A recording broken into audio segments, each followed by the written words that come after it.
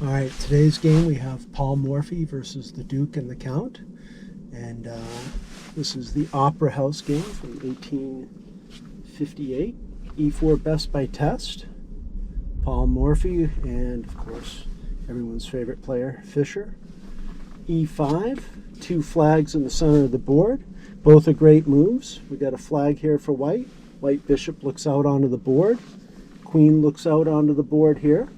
Rule of thumb is move the queen out early, lose her in a hurry. Sometimes you can break that rule of thumb, and we'll see an example of that in this game. E5 allows the bishop to look out to A3, the queen to look out to H4. Now, knight F3, great move, develops a piece. If you're the coach of your team on the back rank, you need to develop your team off the bench out onto the field of play, and you also need to keep your king safe.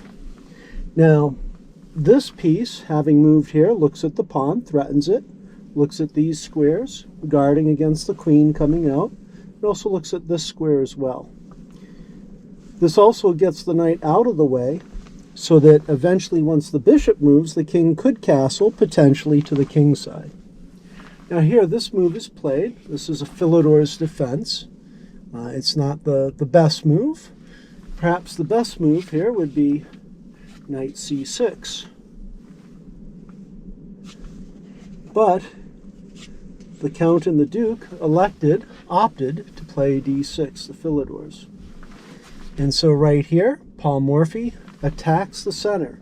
He moves the pawn up to d4, up two squares, letting the other bishop look out along the board now. And here, we have the move bishop to g4. The idea here is to pin this knight to this queen. It's a relative pin. You could move the piece, but then you'd be in relatively painful situation where your queen's captured. $9 piece, or 9 points for a $3 piece. And so that would be very bad. A relative pin means you could move the piece, but then you're going to suffer the consequences. After pawn takes, the move that Black would not want to do here, autopilot, is just automatically make a recapture, because if the two players playing the black pieces were to do that in this game against Paul Morphy, he'd probably play queen takes queen check, king takes queen, and now because there's no longer a pin, the knight could capture the pawn for free, threaten a fork against the king, threaten the bishop, but you're already up a pawn. And being up a pawn is a good position to have at the chessboard, because if you're up a pawn, potentially you could promote that pawn, get it to the other side of the board. All right, but that is not what happened. These two players knew that that would be a bad series of events for them. So after the exchange on e5, pawn takes pawn, we have the move bishop takes knight. Now, white is on the move at the start of the game, and so has the initiative, and so can get one player from the team out onto the field of play before black can. White recaptures here, and now when black recaptures, white can play another move, get another player out onto the field of play, and actually create a checkmate threat. You may want to take a moment or two to find that. We'll assume you've done that and give you a few seconds here so you can stop the play and just pause the play and take a look for it. But we'll assume you've done that, and we'll take a look now. The move would be bishop to c4. Bishop looks at f7, queen looks at f7. And so whenever you have line pieces, your queens, your bishops, and your rooks, at the chessboard, you want to check those lines that come out of the pieces, and where two lines might cross for your pieces, that might be a great square for you to attack and capture. Right here, the move knight f6 was played, which is not the best move. It's true, it does develop a knight, but unfortunately, after queen b3, the pawn is attacked again. And now this pawn is attacked too.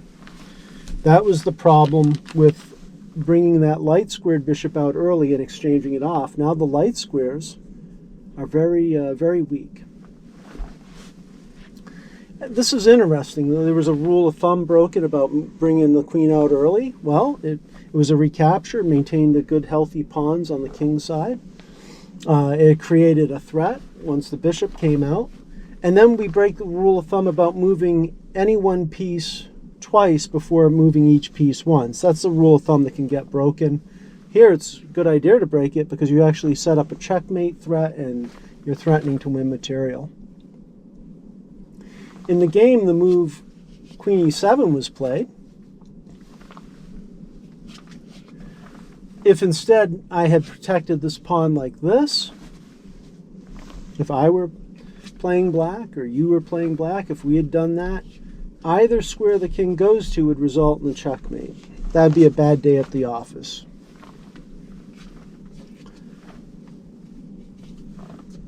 Same checkmate would happen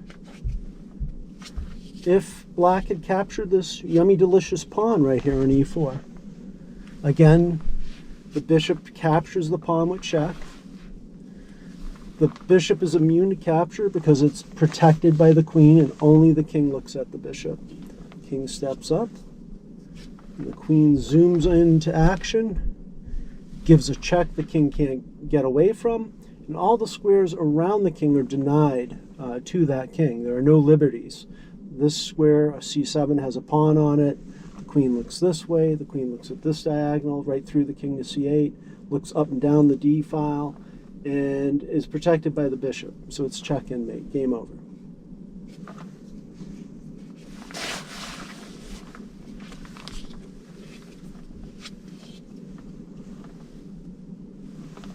And right there. In the game, the Duke and the Count played Queen E7. Now, Grandmaster Nigel Short, who played a World Championship chess match in 1993 against Garry Kasparov, kind of jokes, well, like, I would have just taken the pawn. And, yeah, you'd be up a pawn. Not bad at all, actually. You're threatening the rook. The only way black could prevent you from taking that rook is give a check, which also attacks the queen. So queen takes, and then bishop recaptures, check. Let's say block is played, a blocking move, pawn to c3, bishop moves, and then the knight could defend the pawn, and you're up a pawn.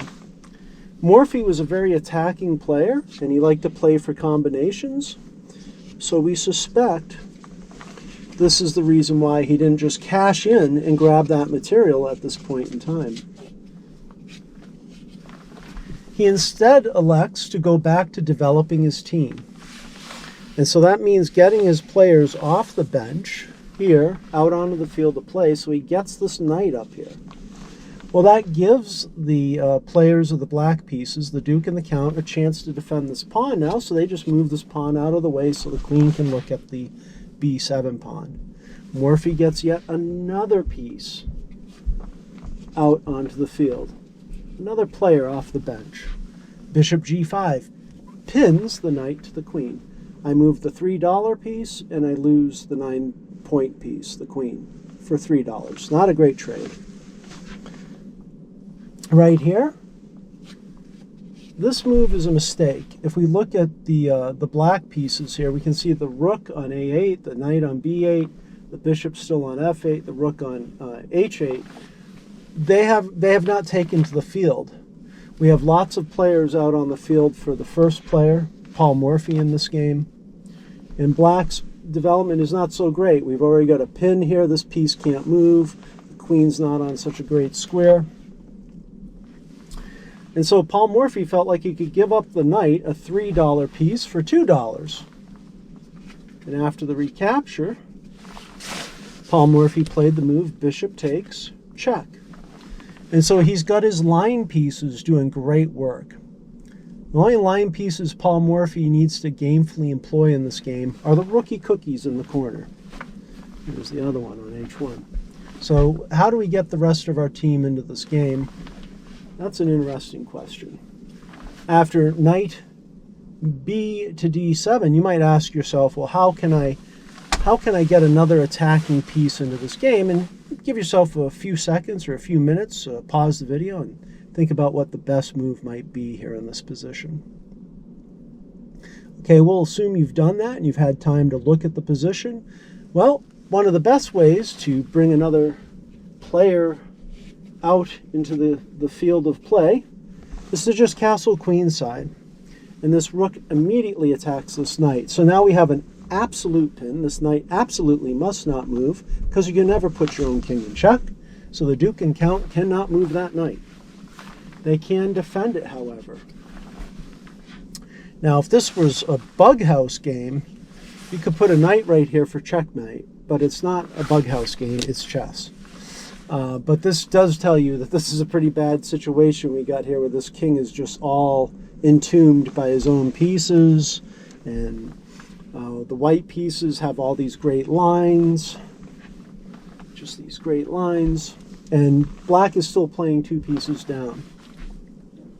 Here, Paul Morphy plays the move rook takes knight, rook takes, and now we have one last player to get into the action here. And so Paul Morphy does that by playing this move rook h to d1, working that pin, the absolute pin. The bishop absolutely pins this rook to the king, can never put your own king in check. Right here, the duke and the count were like, well, all right, we're losing this game, but maybe somehow we survive, we exchange off the queens. But now we have one of the most famous positions in all of chess, and this is why this game is so famous. This combination here is just a really beautiful combination. It's a white to play and win. You'll definitely want to pause the play here and just give yourself some time to think about your options. You want to think about your line pieces, how they control lines, how they look along their lines of play, the activity of the pieces. And so this is a fascinating position. Still playing 2 pieces down. Everyone's all tied up. It's like jiu-jitsu, the art of folding people's clothes while they're still wearing them. I mean, white can just force the conclusion of this game.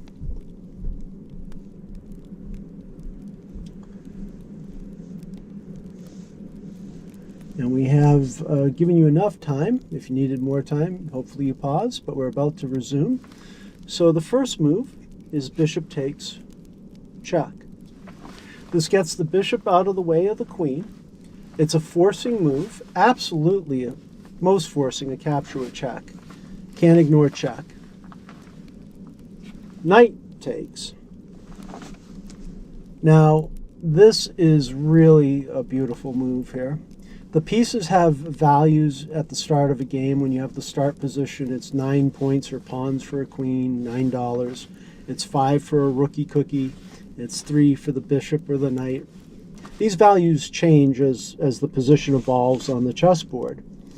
If you can give up a piece and get checkmate, it's worth it. The value of that piece has changed because the objective is always to give a check and mate, checkmate or mate. Queen b8, check. Forcing move. No. Access denied.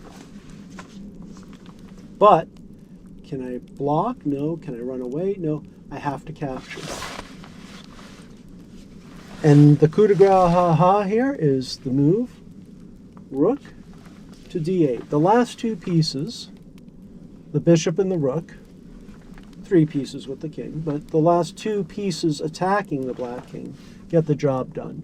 It's a back rank checkmate. Beautiful game. A lot of takeaways from this game about developing your team off the bench, creating threats, forcing moves, pins for a tactic. Just there's a lot going on in this game that we can all learn from. It's a wonderful game. I hope you've enjoyed it today, and stay tuned because we'll be looking at other games as well in the future. All right, stay well, be well. Take care. Peace out.